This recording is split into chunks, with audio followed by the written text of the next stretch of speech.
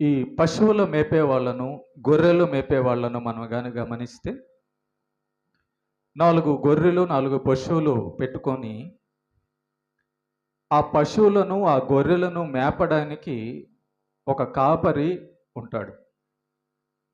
ఒక కాసేవాడు ఆ యొక్క గొర్రెలకు కాపలా ఉంటాడు. ఎందుకని ఆ గొర్రెలకు కాపరి, కాసేవాడు ఉండడం అవసరమైందంటే, ఆ యొక్క గొర్రెలు, ఆ యొక్క పశువులు స్వతంత్రంగా తమను తాము రక్షించుకొనలేవు.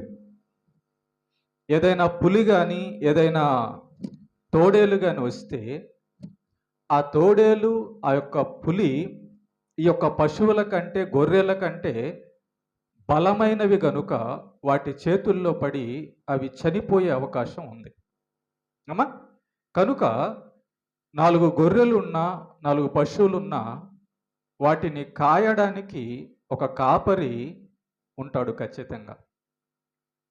ఇది మనకు అర్థమైతే, మరి పశువులకు, గొర్రెలకు కాపలా మనం ఉంటున్నాము.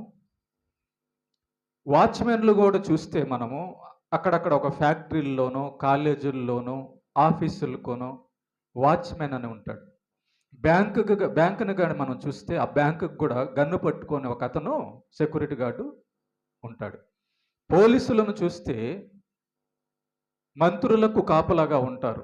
కలెక్టర్లకు కాపలాగా ఉంటారు. ఇదంతా మనం చూస్తున్నాం. అంటే కాపలా అవసరం అనేది మనకి కనబడుతూ ఉంది. రైట్, మంచిది.